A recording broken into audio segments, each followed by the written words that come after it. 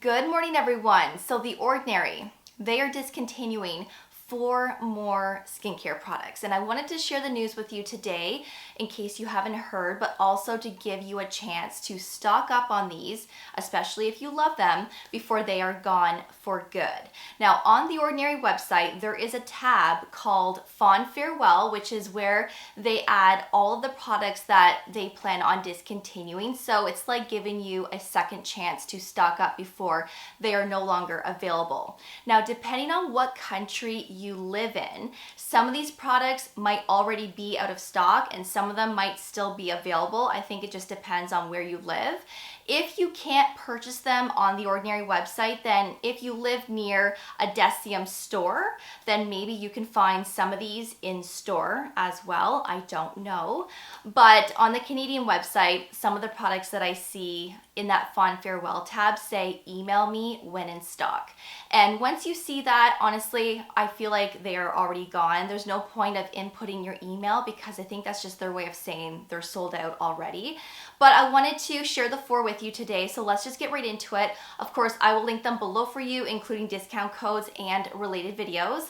Please don't forget to subscribe and ring that notification bell, as I'd love to have you all here long term. And please don't forget to give this video a thumbs up as well, as it really does help to support my channel. So besides the 4 products that I'm sharing today, there are other products that are being discontinued that I will not be touching on in today's video because I've already touched on these in a video that I uploaded back in January. So if you haven't seen that video, I will leave it below for you for your reference.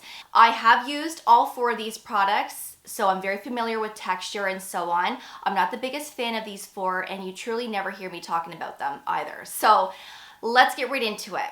The first product is the 100% niacinamide powder, which I'm not surprised to see in the Fond Farewell tab because this product can be very iffy. There's a lot of room for error, and it's like being your own little chemist with this product. Now, this launched, I want to say maybe 4 or 5 years ago, somewhere around there, and I did film a video on it. And I remember not liking this product because it was really confusing on how much powder you were supposed to add to a specific serum.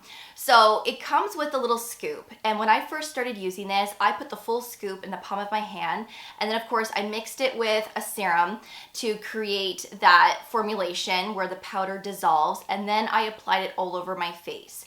Well, when my face dried down, I had this white chalky look all over my face because number 1, I put too much powder, and number 2, the serum didn't actually dissolve all of that powder. So when I applied it to my face, it did feel a little gritty, which I wasn't the biggest fan of, but then again, I did put too much powder, so that was probably why.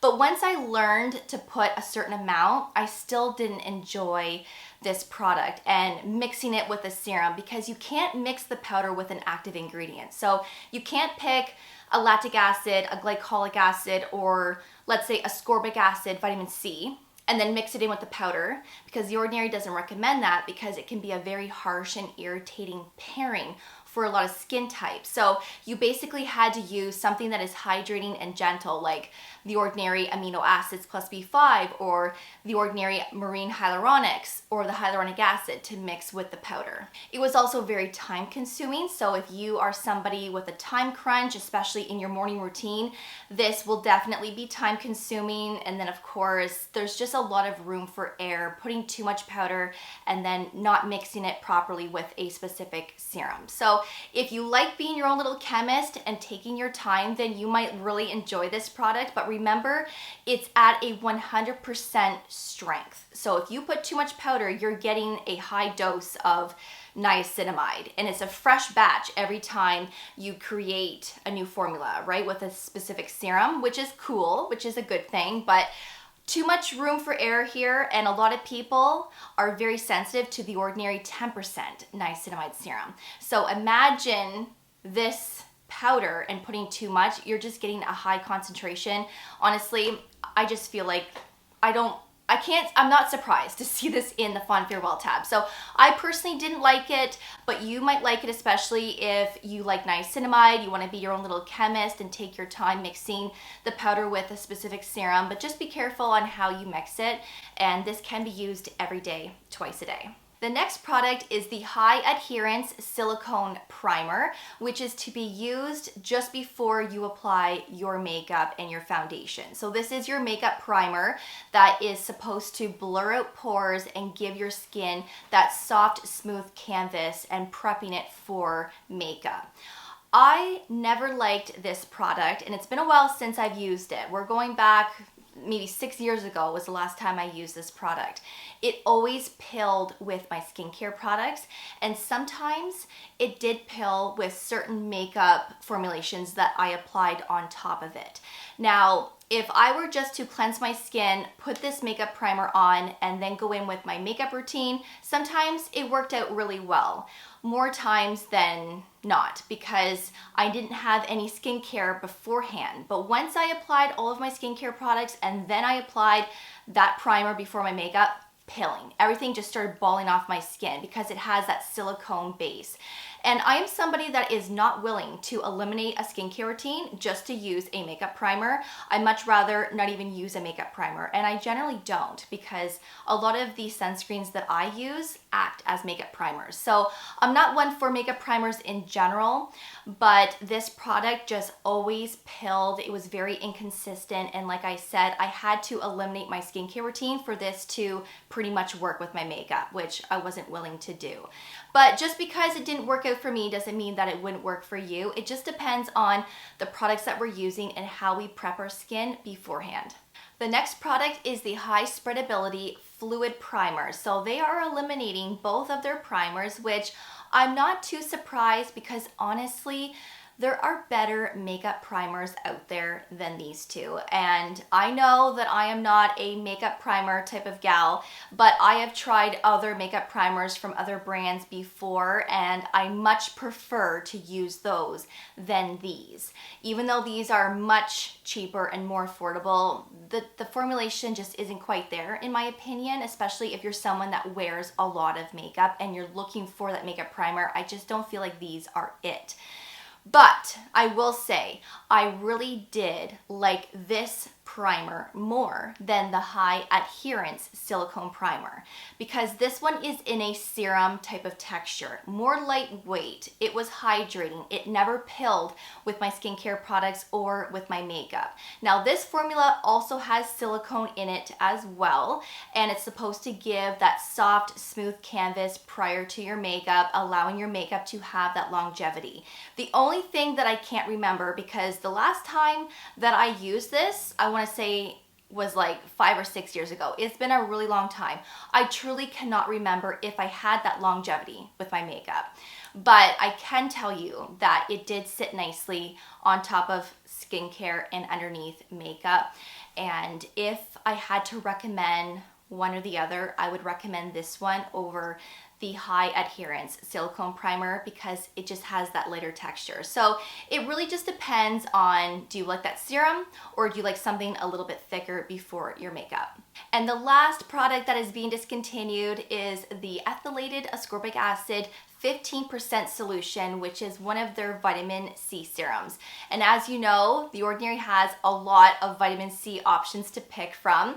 This was never my go-to, because I always enjoyed the Ascorbic Acid 8% plus alpha-arbutin 2% serum, which unfortunately now has been discontinued and it's no longer on the Fond Farewell tab, but I did talk about that product back in January. So again, I will share that video below for you.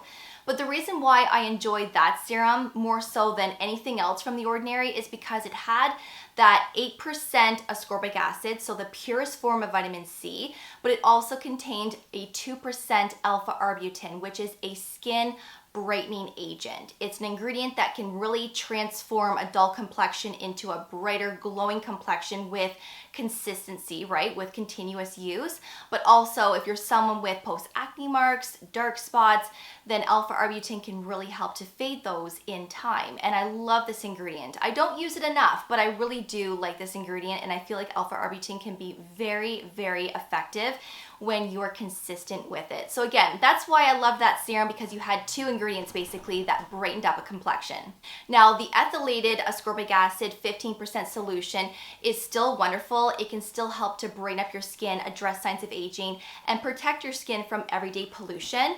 But this is a water-free serum. This has that anhydrous serum, so it might feel a little oily because there's no water in the formula. So if you like that and you don't mind that type of texture, then you might really enjoy this serum. But some people may not like it because it might feel too heavy on the skin, and then sometimes depending on the other skincare products that you're using, things may not layer up as nicely. So it just depends. But I was never consistent with this serum, so I can't really touch too much on it. But the texture was okay, but I didn't exactly love it either. So those are the 4 new additions that are being discontinued. But of course, if I see any new products being added to that fond farewell tab, I will be sure to let you know as soon as possible. Now remember, I will have these linked below for you, but depending on where you live, some of these might already be sold out. So if they are, then have a look at your local deciem shop. They might have a few lingering around in the store, or maybe you can find some of these on Sephora, Cult Beauty, somewhere like that. Now, I honestly would not trust Amazon to purchase Niacinamide or The Ordinary products because Amazon is not an authorized retailer for deciem. I did look into this some time ago, and somebody from The Ordinary said no, deciem does not sell their products on Amazon. They are obviously being sold by third parties, which we should always be cautious. Sometimes it's okay to purchase skincare and beauty on Amazon, but you generally know who a third party is, and I would just be cautious, especially if Amazon is not an authorized retailer for that brand specifically, because I've had some incidents in the past from other skincare brands where when I received the product, it looked tampered with, it looked like it was opened, and then the texture wasn't quite the same. So you just have to be so careful. Plus, you don't know how long it's been sitting in the warehouse for either. So certain products are okay, but just know what brand is authorized at Amazon and just go from there. But thank you so much for watching, you guys. I really do appreciate it. If you have any questions, please feel free to ask away in that comment section. But until then, I will see you all in the next video. Take care, and I will see you guys then. Bye, guys.